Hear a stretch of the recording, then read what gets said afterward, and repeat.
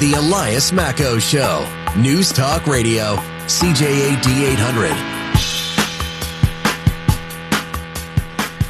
800. Trudy Mason sitting in for Elias while he enjoys his paternity leave. Lovely summery day here in Montreal. We're talking about a lot less humidity. I'm enjoying that aspect of the morning.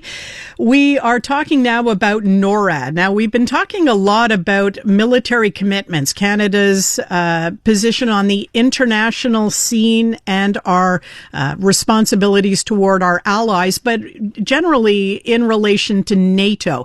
Now we're talking about NORAD. So this is, of course, a decades-long partnership with the United States to ensure continental security. Canada is, of course, getting pressure from a number of sides, but in particular from the U.S. to ramp up our defense spending and to rethink its role in continental security. We've had announcements out of the Carney government that military spending is being ramped up so that we are meeting NATO goals. But the debate continues. We have the Arctic, of course. We have Washington putting pressure on us to be more active. Some people are saying that what Canada should be doing is, instead of strengthening its ties to allies, it should be becoming more independent, investing in its own military capabilities and reducing its reliance on the U.S. That would directly impact NORAD. Others say, no, that would be a mistake. NORAD is one of the most successful military alliances in the world and is more important today than ever before. So today what we're doing is bringing together the authors of two opinion pieces that couldn't, disagree with each other more. And we're going to be talking to them about how they've arrived at their positions. One is arguing that Canada should begin walking away from NORAD and being more independent. The other believes that we should be doing the opposite, strengthening our commitment to NORAD as a cornerstone of both national and continental defense. We welcome to CJAD 800 Wesley Wark. He's a senior fellow at the Center for International Governance Innovation and a fellow with the Basile School of International Affairs, and Christopher Coates, retired Lieutenant General, former Deputy Commander of NORAD, and is the Director of Foreign Policy, National Security, and National Defense at the Macdonald-Laurier Institute. Wesley and Christopher, welcome to CJAD. Thank you, Trudy. Yeah, thanks, Trudy. Great to be with you and Wesley today. Let's start with you, Wesley. Why don't you give us a little summary of your stand on the issue of NORAD? Trudy, thanks. I'm happy to do this. And the first thing I'd say is that I'm glad that you're helping us have a bit of a conversation about NORAD. I think it's time that we gave some serious consideration to the future of NORAD and Canada's role in it. It's, as you said, a long-standing defense relationship that we've had with the United States. Its 70th anniversary comes up in 2027. But the world has changed. Canada's role in the world is changing. I think we have legitimate concerns about our overdependence on the United States. And I think we're coming around to a view, in my perspective at least, that Canada needs to take much more responsibility itself for the defense of its own sovereignty and its borders and its airspace. And so that is why I think, not that we need to abandon NORAD wholesale, but we need to rethink its basic concepts. And I do think we need to put much more emphasis on our ability to really control, maintain awareness, and exercise deterrence over our own airspace. And I don't think we should be allowing ourselves to be, in a position of dependency on the United States in that regard any longer. Christopher, you've worked the inside of NORAD as the one-time deputy commander. Your approach to this question? Thanks, Trudy. I think I'd start by saying that first I want to thank you for this conversation. In all my time in the military and especially at NORAD, and I was with NORAD for about 12 years, I could never have imagined that there would be a public conversation over something at the time would have seemed esoteric, but is real. It affects all of us. And so thank you very much for this. I'd also like to add that I've got a great deal of respect for Wesley. For decades, he's been a leading voice and contributing to thinking in Canada on intelligence and security. So, we're privileged today to be able to talk to him about this. And I think I agree with much of what he has said over the years and certainly this morning too. Canada needs to invest more in its defense, and I agree with him there. The world has changed significantly. The strategic environment has changed. And so we agree there. And I think we would both agree that Canada shouldn't continue doing things simply because that's the way we've done them in the past. But I think that Canada needs to continue to invest in NORAD and our capabilities. That it's an institution that's defended North America for, as he said, almost 70 years. But I don't think that my argument would be for preserving the status quo. I think it's for modernizing NORAD and strengthening Canada's contribution to it. So I think this should be a conversation, about what's the best way to protect Canadians in a different strategic environment. How do we best adapt to this new strategic environment and meet this next generation of threats? And so thanks very much for allowing me to be part of this. All right. Well, we'll get into that right now because obviously you disagree on the best way to protect Canada's interest, to protect Canadians. Wesley, a world in which Canada is not part of NORAD, what does that look like to you? Can you guarantee us the same level of protection that we would enjoy now? Trudy, it's a good question. And, let me say, I'm not trying to imagine a world in which, NORAD ceases to exist. My argument, and I think probably Chris and I are very, very close in some respects on this. My argument is we need to rethink some of the kind of basic concepts in NORAD. We certainly need to rethink the nature of the Canadian contribution.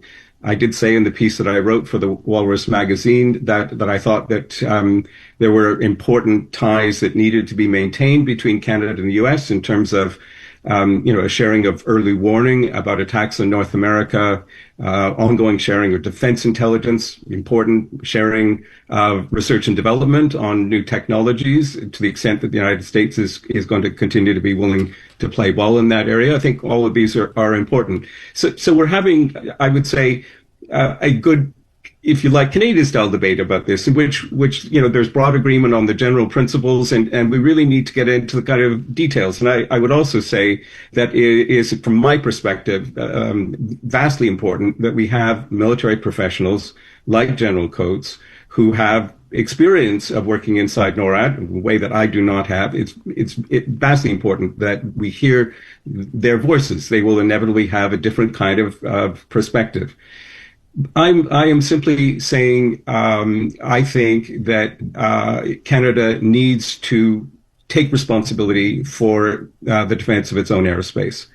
And for too long, I think we have rested in a comfortable assumption that the United States would come to our defense, we'd make a contribution, but it would be the U.S. doing really the heavy lifting.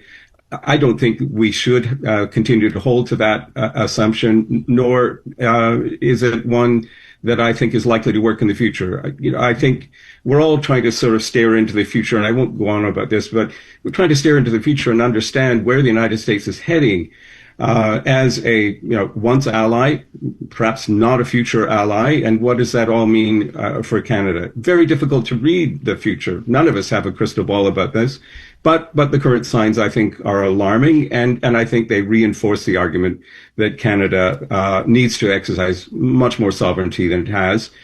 And related to that, and Trudeau, you mentioned NATO, I think Canada is reorienting itself in terms of greater commitment and a sort of clearer understanding the role that we can play in NATO as a collective security alliance. And so that I guess my basic argument is we need to do more for ourselves.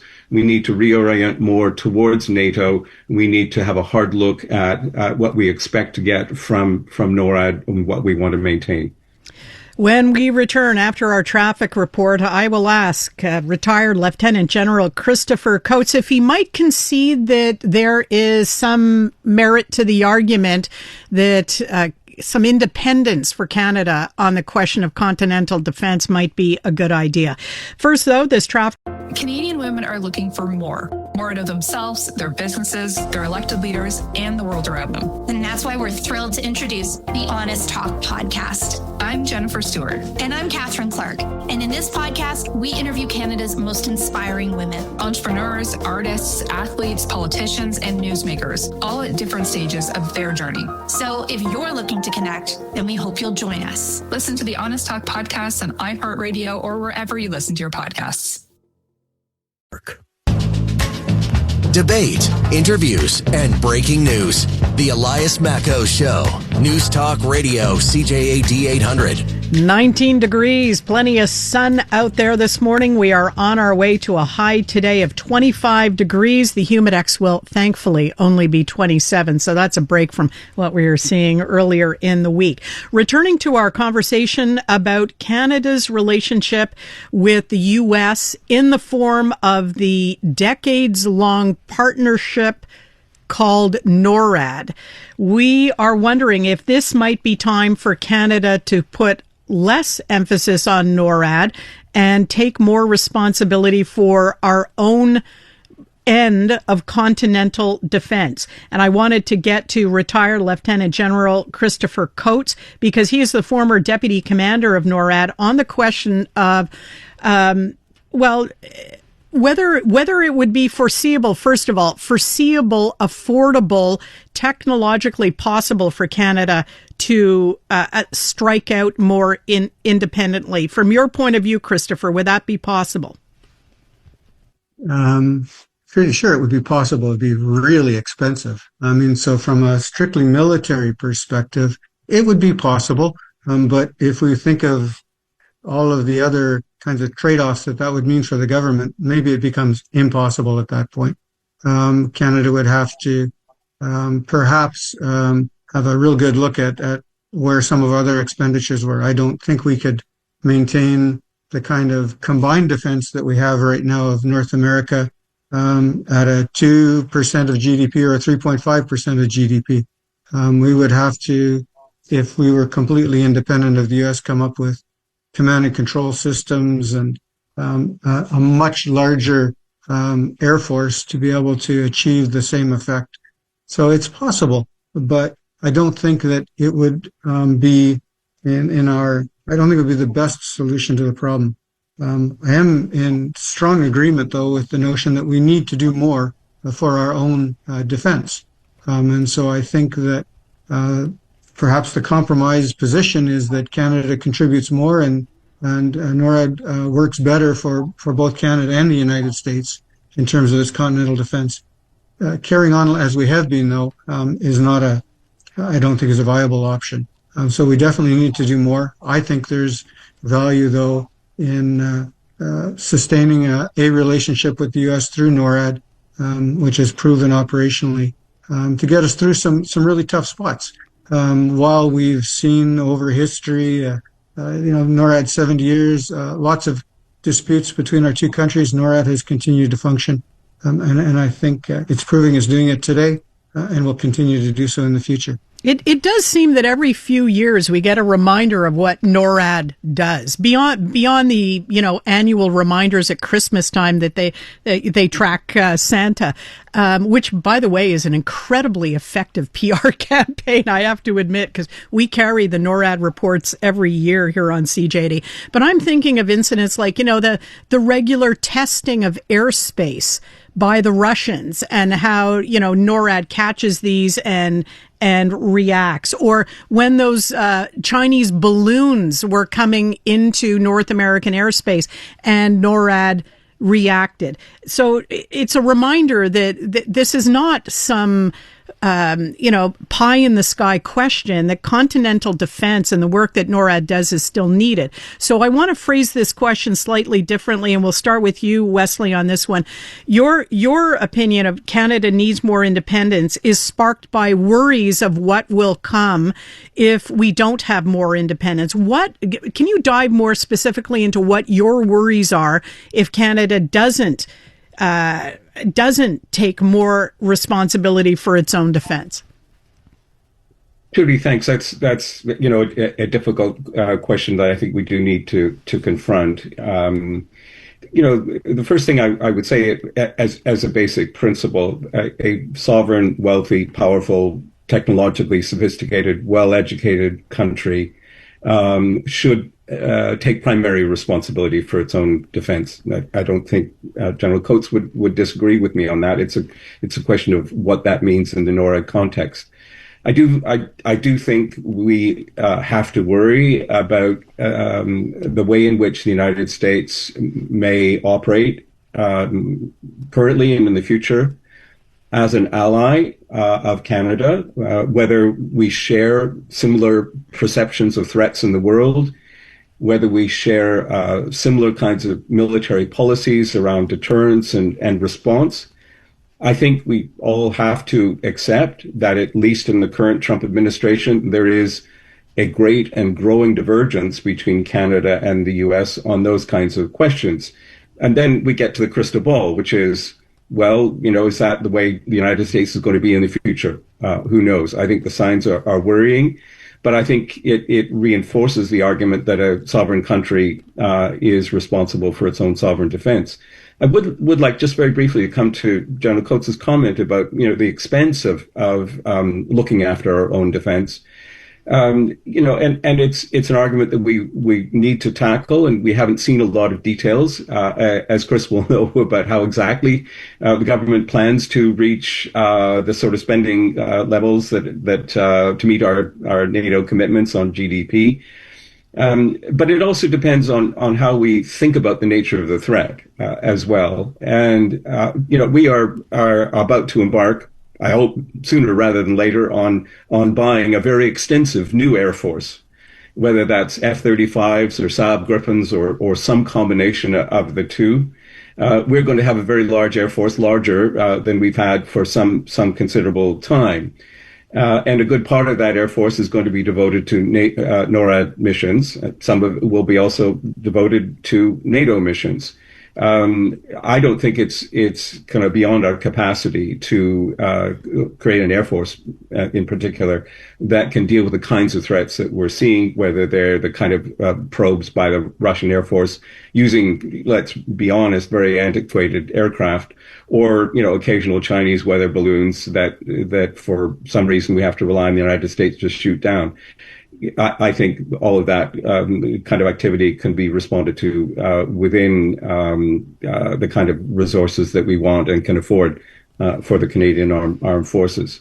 But when we get into some other dimensions of this, and we're going to have to face, I think, a hard conversation about ballistic missile defense and whether we join or don't join the United States in that, and what we do about other kinds of new forms of technological threats, hypersonic cruise missiles, and all the stuff that surrounds hybrid warfare.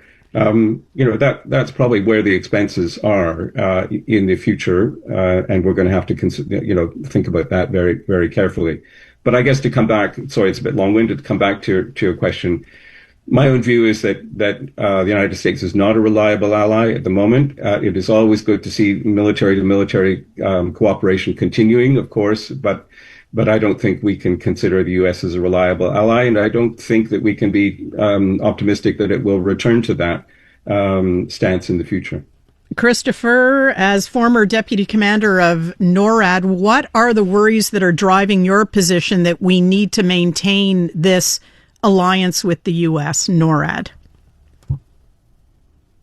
Canada's participation in NORAD has also provided remarkable access and influence inside the military establishment inside the United States.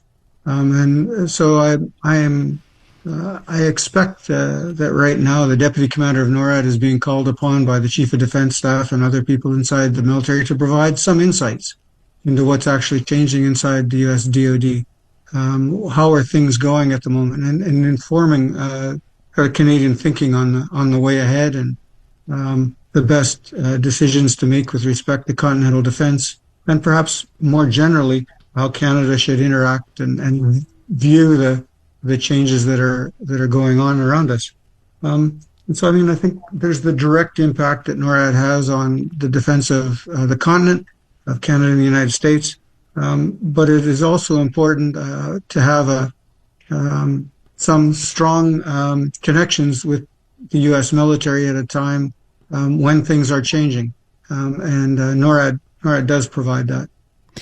I think I'll wrap up with a fairly short and simple question for you both. And I think, Wesley, I know what your answer is going to be. And my question is, would we have been talking about this, Canada distancing itself from NORAD, 3 years ago, before the most recent election in the U.S.? Wes?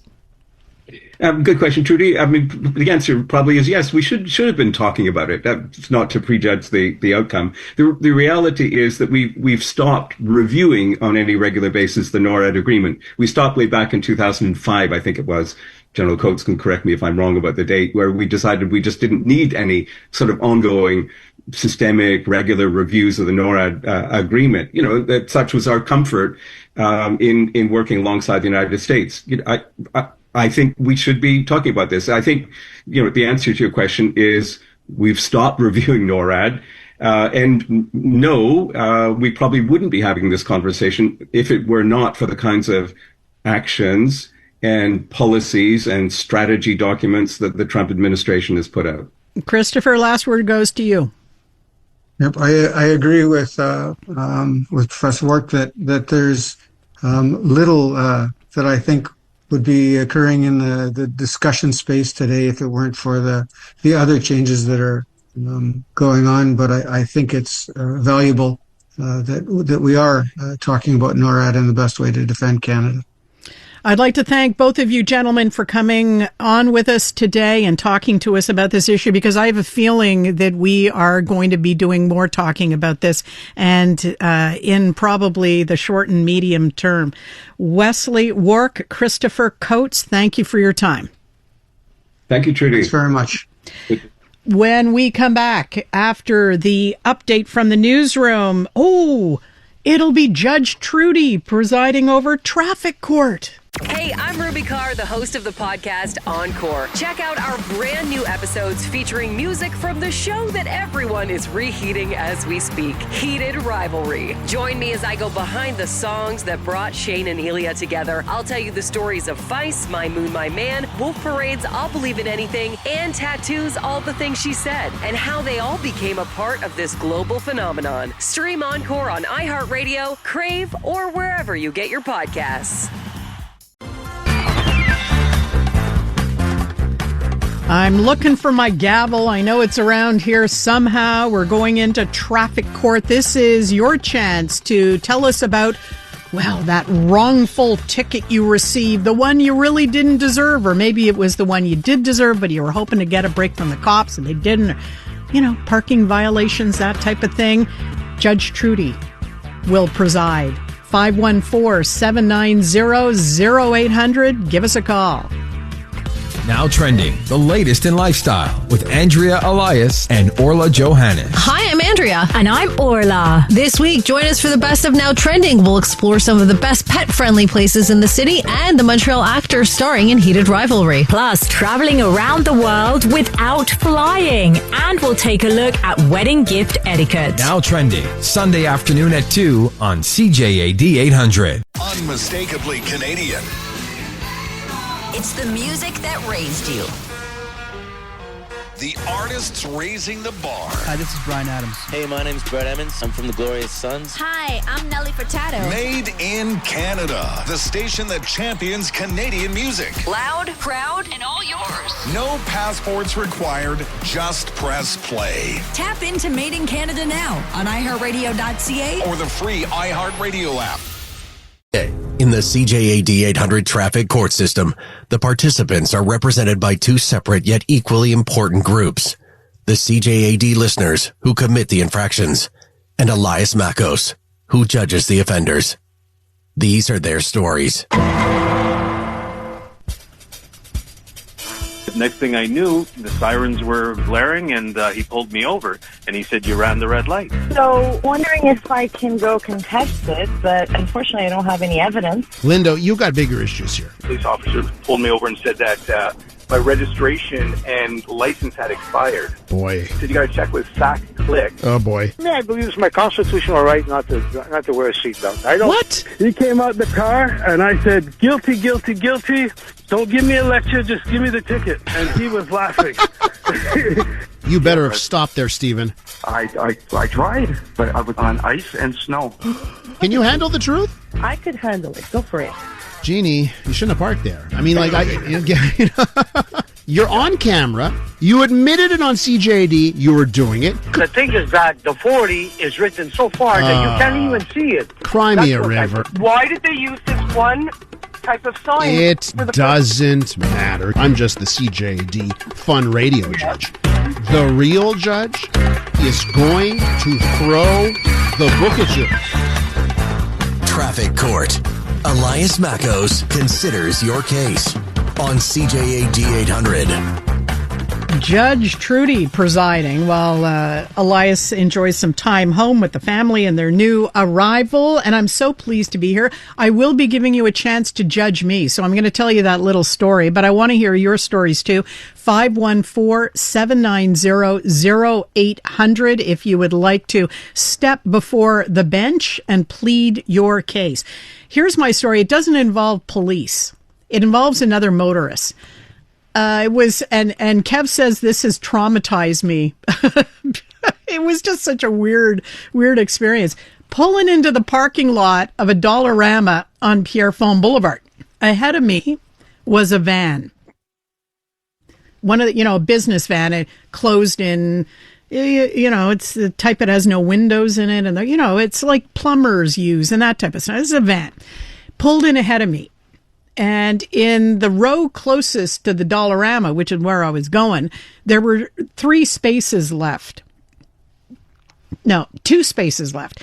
The van pulled into the one the furthest away from the other cars. So I looked at this. I love a pull-through space. To me, it's always a bonus if I get a pull-through space. So I looked at the space beside him, and I thought, I'll pull in there. That's open. He'll be on one side. The other parked cars are on the other side. It's all good. So I pull through. I got my pull-through space. We're getting out of the car and walking towards the Dollarama, and this guy comes after us in the parking lot. First of all, he opens the door of this thing, and immediately the stink of weed envelops us. It was a Friday afternoon. I was thinking, well, you're starting the weekend earlier in your employer's van. That's interesting. And he started yelling. He said, "Why did you have to park there? Now, I am having trouble getting out," because now he was ensconced in, among other cars, and now he felt he couldn't open the doors of his van easily. So I look back at how I had parked. I thought, oh heavens, I hope I didn't encroach on his space. I hope I wasn't too close to the yellow line between the spaces, and I therefore impeded him and the woman with him, she was on the other side. I hope I hope it wasn't my fault. So I looked, and I looked properly parked. I kind of shrugged. He glared at us, and then he walked back to the van, and that's where it ended. And I was very happy. Although this is right next door to a cop shop. So if you're going to pick a fight in a Dollarama parking lot with someone, maybe not a good idea to do it right next door to the cop shop. So wait a minute. So the guy was mad at you because you had parked next to him in a perfectly legal and reasonable way. Yes. Just because there was maybe a couple inches less space for him to get into his car. Yeah. We were stunned. We are absolutely stunned. And Kev was worried that this guy was off his rocker, and we were going to end up at a fist fight. So he's like stepping in front of me, and I was looking at the space going, I parked properly. I left you plenty of room, perfectly parked. So the guy gets back in his van, and he gets in, and he drives to the furthest away parking section and parks there with no one around him. So I thought, all right. The things people will do just to have all of the space in the world. And to yell at someone for parking properly and legally. What did he think I should have done? I should have pulled in behind him and left the space beside him open for his convenience? Is that what he thought? Well, I should always consider the convenience of other drivers? He made a smart decision by not fighting you. I'll say that. I wouldn't want to have to fight you, Trudy. I don't think they would want to face an angry Kev either. Oh, no. The dynamic duo there. 514-790-0800. Do you think I did anything wrong? I pulled into an open parking space. It just happened to be beside this guy who had pulled in ahead of me, who apparently wanted freedom to move more easily in and out of his van. I think I think he was in the wrong. Was I in the wrong? I think he was in the wrong. 514-790-0800. Bringing in Maxime Cadot here, a content producer for the Elias Macco Show, because he always graces us with some of the fun stories that concern traffic and misbehavior on the roads that occur in all kinds of places. What do you have for us today, Max? Trudy, this edition of Max's Roundup is the motorcycle edition, as we'll go into BC and then come back in the province. Starting off in BC, police say a 22-year-old Vancouver woman with a learner's license has lost her motorcycle for 7 days after reaching what they call, quote, shocking speeds. It was around Furry Creek on July 11th. She was going 177 kilometers per hour in an 80 zone. In a motorcycle, by the way. And how old was she again? 22, with a learner's license. According to investigators, the woman held a Class 7 passenger vehicle's learner's license and a Class 8 motorcycle learner's license. The motorcycle was impounded for 7 days for excessive speeding, and the inexperienced rider was fined $483. The Highway Patrol said the violation could result at least 3 years of high-risk driver premiums and increased insurance costs, bringing the estimated financial penalty to nearly $2,500 in total. Good. The next motorcycle incident, we stay in BC, as BC Highway Patrol caught a motorcyclist back on July 3rd swerving through lanes on the highway on near 176th Street in BC. The motorcyclist was fined $1,700 after he was caught on camera weaving through traffic on Highway 1 through Surrey, BC. The video allowed police to track down the motorcyclist 4 days later, and the 23-year-old received hefty fines, $1,769 in tickets in total, excessive speed of more than 60 kilometers over the limit, 5 unsafe lane changes, 4 lane changes without signal, and failing to supply information. That's another one where I say, all right, good on the cops for catching that, because that's often the type of behavior, the weaving in and out of traffic or the tailgating that we feel that the cops don't catch often enough. They'll mount a speed trap, for example, so they do a lot of speeding enforcement, but the other violations are not so easy for them to, get a handle on. I know you've got another one. We're going to get to that after our traffic update. Hey, I'm Ruby Carr, the host of the podcast Encore. Check out our brand new episodes featuring music from the show that everyone is reheating as we speak, Heated Rivalry. Join me as I go behind the songs that brought Shane and Elia together. I'll tell you the stories of Feist, My Moon, My Man, Wolf Parade's I'll Believe in Anything, and Tattoo's All the Things She Said, and how they all became a part of this global phenomenon. Stream Encore on iHeartRadio, Crave, or wherever you get your podcasts. where the noise stops and the conversation begins. Welcome to the Graham Richardson Show. It's national conversations, from major policy shifts to the fun, unexpected trends and friends everyone will be talking about. The Graham Richardson Show, today at noon, right here on CJAD 800. Hello, Canada. This is Bryan Adams Radio. Hosted by Bryan Adams himself. We'll play a few of mine, a ton of my favorites, and some must-hear behind-the-scenes stories from the world of rock and roll. I'm coming to get you! One thing about doing rock and roll so long is you end up meeting a lot of the people that you admire. Sometimes you even get to work with them. It's only love, and that's all. Bryan Adams Radio. I'm coming back to you. Now available on the free iHeartRadio app. Hey everybody, how are you tonight? Sounds great. Traffic Court.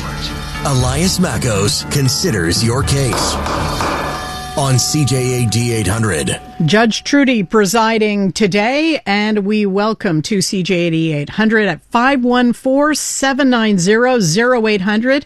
Kelly calling in from Chateauguay. Kelly. So let me play devil's advocate. I understand your frustration, but hear me out. Maybe one or two things could have happened earlier in the past. He could have had someone get out of their car, hit their car, and it annoyed him and scratched his car. Or, I don't know what parking lot you were at, but maybe he needed to load something in his van that he needed just the extra room, so he thought that would have been a good spot that he ended up taking. So I don't think it was for you necessarily. Maybe it was just for those reasons or one of those reasons. Yeah, Kelly, both good points. Fundamentally, I do not care. If you know what I mean. I don't think that as a motorist we are obliged to consider the needs of everyone around us in a parking lot where there are spaces available in front of a building. If he had needed to unload, he could have gone to the empty area, which he eventually did, and he didn't unload. Actually, he and his girlfriend got out and went into a restaurant in that strip mall. So I don't think, I understand where you're coming from. I'm trying to be empathetic. I really am more just puzzled by the behavior. But thank you very much for weighing in. Appreciate your thoughts on that. Thank you. 514-790-0800. If you want to weigh in on my little experience with a fellow motorist who was very unhappy, I pulled in behind him into a Dollarama strip mall parking lot, and I ended up pulling into the space beside him because it was a pull-through space. You know, you end up pointing out, I love those spaces, as he did. But he didn't want anyone beside him. And as Kevin and I were getting out of the car to go into the store, he gets out and starts yelling at us.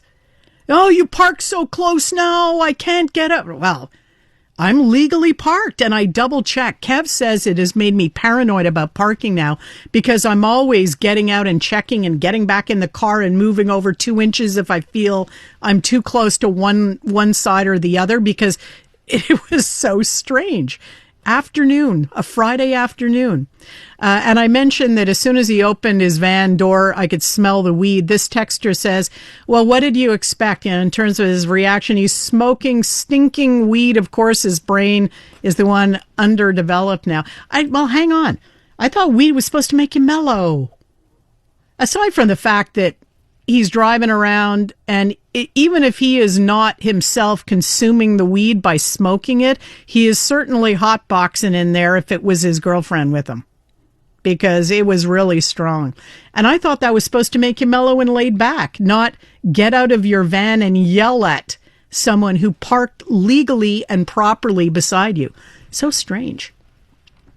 This other texter says, in my view, this is according to Anthony, in my view, that man was hypersensitive, likely with unrelated deep-seated issues. Yes, I think so. It's like our caller pointed out, Kelly pointed out, it could have been something, for some reason I can't fathom. He had wanted the space on either side of him. I don't know. And do I really have to, aside from just general courtesy of not blocking people in and not deliberately making their life difficult, do I have to consider all of their, ins and out? Did you cross the solid yellow parking line? If yes, 40 lashes. That's the thing. I did not. I was properly positioned equidistant from the yellow lines. I was not too close to him. Nothing wrong with what you did, says this texter. It was up to him to get into his van and move elsewhere. That's what he did. After he yelled at us, he got back in his van and he went and parked in a place in the parking lot that had no cars in it. Back over to Maxime Cadotte, because I really want to have him tell you the story about this guy who was popping wheelies right in front of the cops. We tell you the story of Miguel Lanigan Joly, a 24-year-old man out in the Ottawa region who quickly learned that actions have consequences. The 24-year-old motorcyclist decided to take pleasure in taunting police officers by pushing them to chase him and then broadcast it on his social media pages. Then he was caught, because of course he was going to be caught. Let's not kid ourselves. If you antagonize the police, at some point they will get you. And the police in the city of Gatineau say on June 4th, a motorcyclist riding a motorcycle without a license plate positioned himself next to a police vehicle before making a quick departure by lifting the front wheel, a maneuver commonly known as a wheelie.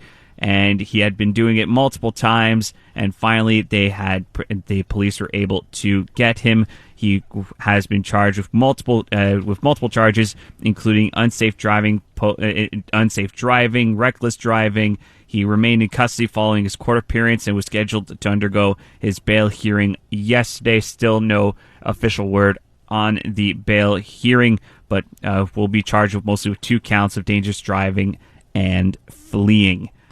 As I mentioned, actions have consequences. Think before you do anything in that regarding taunting police as well. What a dope. Oh, I'm telling you. A couple of texters weighing in on the fact we could smell the weed coming out of the guy's van in the parking lot of the Dollarama. One of them saying maybe he just had the munchies. Well, they did get out after they got back in, moved the van to that less busy area. They did go into a restaurant, so maybe they had the munchies. Still, did he have to yell at me? And this texter says a bag of Doritos in your car always. I think maybe in general it's probably good to have a little snack in the car, but I don't think it's a good idea to be hot boxing.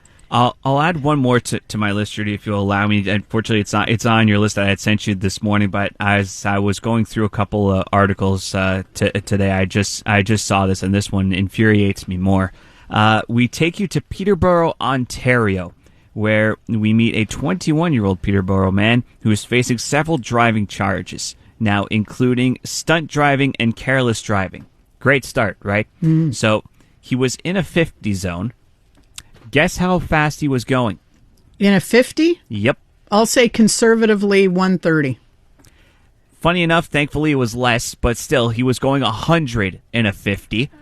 And because of that, he was doing that after the speed limit after a stop on Lansdowne Street on Monday morning earlier this week. He was charged with careless driving, stunt driving, speeding 50 kilometers over the speed limit. Driver was also given 30-day license suspension and 14-day vehicle impoundment. You're in the 50 zone. In what world is driving 100 kilometers per hour reasonable or should be done in any case? Yeah, some of these stories. None of the above. every time I do these roundups, Trudy, I'm amazed that I find these people every week of going just reckless speeding, reckless driving, and it's a part of me that's kind of. I wish I wasn't doing these roundups every week. I wish that people would be driving perfectly fine without any issues. But every week, Canadians and people here in Quebec always surprise me. There you go. All right. Another texter, Jerry, says, do you think maybe, Trudy, you interrupted something that was going on in the van and that's why he was so upset? Wink, wink. You know, maybe he wanted privacy in his van for what was to come. I pulled in right behind him, so there's nothing, I don't think, going on at the moment. But maybe he had plans. In that case, you take the parking space the furthest away from where all the other cars are. You don't park in the lane, you know? So, anyway, I'm kind of reassured that no one said that I did anything wrong on that. Because like Kev says, I've been traumatized by that. It's not nice being yelled at by a stranger in a parking lot, I'm telling you. Coming back after the 11 o'clock news, we will have you meet a woman who is responsible for making sure that weather records, centuries of weather records, were digitized so they can be more easily constructed as we try to understand even modern day weather conditions these days. That's coming up. Canadian women are looking for more out of themselves, their businesses, their elected leaders, and the world around them. And that's why we're thrilled to introduce the Honest Talk podcast. I'm Jennifer Stewart. And I'm Catherine Clark. And in this podcast, we interview Canada's most inspiring women. Entrepreneurs, artists, athletes, politicians, and newsmakers, all at different stages of their journey. So if you're looking to connect, then we hope you'll join us. Listen to the Honest Talk podcast on iHeartRadio or wherever you listen to your podcasts. You're listening to the Voice of Montreal. News Talk Radio, CJAD 800. An iHeartRadio station. iHeartRadio is throwing it back. 2010s, the decade. To the days of huge hits and unforgettable anthems. A non-stop stream of the biggest and best. Drake, Rihanna, Beyonce, Katy, Gaga, The Weeknd. And more. All your decade-defining favorites all in one place. Hi, it's Katy Perry. Hey, it's Bruno Mars. This is Kesha. Find 2010's The Decade on the free iHeartRadio app. Preset the station so it's always one tap away.